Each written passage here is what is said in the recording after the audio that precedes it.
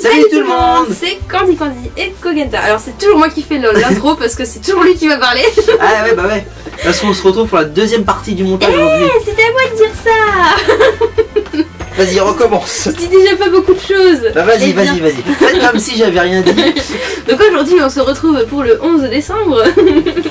Donc avec la deuxième partie du montage, donc on va parler donc des effets spéciaux. Oh, tu as tellement dit, j'aurais pas fait mieux. Du coup voilà, les effets spéciaux, donc c'est la partie la plus longue. C'est ça. Parce que je te laisse la partie. Bah, c'est la partie la plus longue parce que moi j'essaye d'être très fidèle à tout ce qu'on voit. Donc c'est le moment où je vais regarder 15 000 fois un épisode, une séquence de 2 ou 3 secondes pour bien imprégner de l'ensemble des effets. C'est-à-dire que je vais repérer la moindre petite étincelle ou étoile qui se passe et que je vais la remettre aussi dans notre épisode à nous. Donc voilà, c'est là que j'essaye d'être le plus fidèle. Alors faut savoir aussi que les effets spéciaux sont de plus en plus travaillés parce que plus on avance dans les live cosplay, plus il y en a et plus ils sont compliqués, hein. Donc voilà, c'est vraiment un très gros travail. Je veux dire, c'est dans cette partie-là qu'on va rajouter l'Akuma, les effets de l'akumatisation, le pouvoir des personnages, les Kwami, voilà, le Volpina qui se dédouble, le traitement de tous les fonds verts pour que ça rende quelque chose et qu'on ne soit pas juste le truc brut sur le verre et que ça rende comme dans les faits. C'est à ce moment-là où je vais le traiter. Je veux dire, en général, d'ailleurs, je crois que là où je suis le plus fidèle sur la reconstitution, parce qu'on peut limite parler de reconstitution, c'est vraiment sur les séquences fonds verts. Mais du coup, voilà, j'essaye d'être vraiment le plus fidèle possible, et que soyez le plus fidèle au dessin animé, parce que je sais qu'on nous attend vraiment au tournant sur ces séquences-là. Donc, parce que c'est des séquences en plus qu'on voit dans tous les épisodes, ce sont des réutilisations, donc on les connaît limite, les gens les connaissent limite par cœur. Et pourtant, vous ne les connaissez pas par cœur. parce que bon, c'est toujours aujourd'hui qu'on a tourné les séquences des fonds verts. Du coup, on tourne tous les épisodes à la suite, hein, vous avez compris.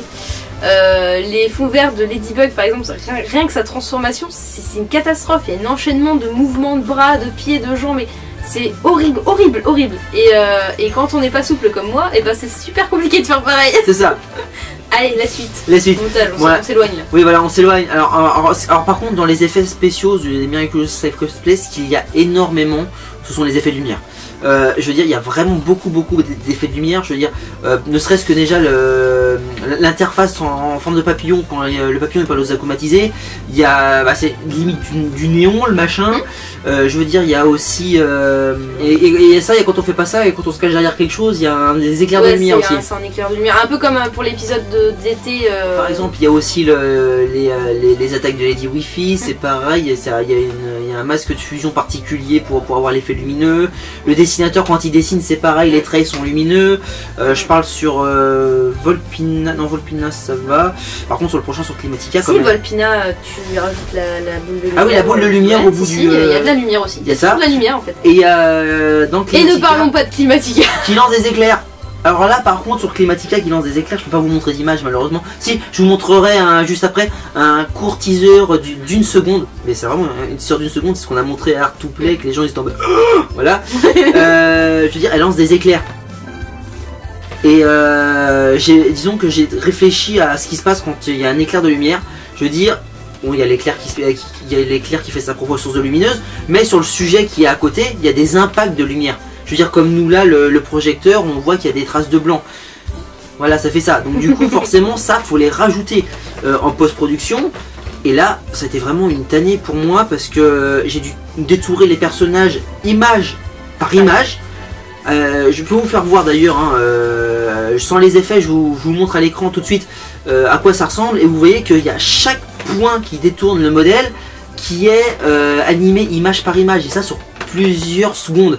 Et ça, c'est très long à faire. Donc voilà, les effets de lumière, je commence vraiment à les travailler de plus en plus, mais c'est vraiment ce qui finit par me prendre de plus de temps. C'est bien en train de remettre ses colons là. Donc RIP Kogenta. Là, la post-prod, c'est aussi pour ça qu'on disait que les épisodes mettent plus de temps à sortir. Voilà, c'est surtout à cause de la post-prod en fait, parce que c'est ça qui prend énormément de temps. Comme vient de vous l'expliquer Kog, c'est très long et très chiant. C'est ça. Surtout quand il faut détourer les personnages. T'avais déjà fait un détourage de personnages, d'ailleurs on a déjà parlé dans... On avait fait un live aussi hein, sur Volpina. Et à tout, on a déjà parlé du détourage de personnages, on en a déjà parlé pour le Nino quand le dessinateur que tu l'avais détouré. Ouais, mais là du coup, là j'avais montré le rendu final, sauf que là je montre vraiment sur le logiciel de montage que ça donne. Pour être plus parlant en fait, je détaille. En fait, on vous montre tout. C'est ça, vous saurez tout. Alors, pour ceux qui nous posent souvent la question sur quel logiciel vous travaillez, Premiere Pro, After Effects. Voilà. Alors par contre, il y a aussi un truc qu'on va faire dans le futur. C'est que comme Ormagic a commencé des études en 3D, on va remplacer progressivement certains effets qu'on a maintenant par des animations en 3D. Donc par exemple, on va essayer de travailler sur l'animation Kwami, l'animation de l'Akuma aussi, donc parce que pour le fan film, ça les Kwami on va en avoir besoin.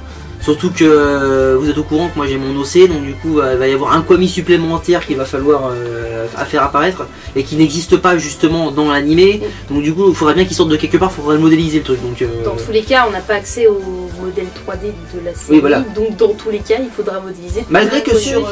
je pense que oui, j'ai fini pour le montage. Ok, bon bah du coup voilà. C'est tout pour aujourd'hui. C'est ça. On espère qu'on vous a pas perdu. Voilà. Parce que c'est vrai qu'il y a beaucoup de termes techniques, donc c'est ça. Bon courage pour les sous-titres. C'est pas forcément pénible à entendre, mais on a du mal à suivre en fait. Même moi quand je suis à côté, j'en connais un peu, c'est vrai que j'ai parfois... Bah ça va, vous avez des illustrations qu'on vous met des... Voilà, c'est vrai que là... Grâce à notre Lady Blog, nous vous montrons des... Là vous l'avez en image, donc c'est vrai que c'est plus facile, mais voilà.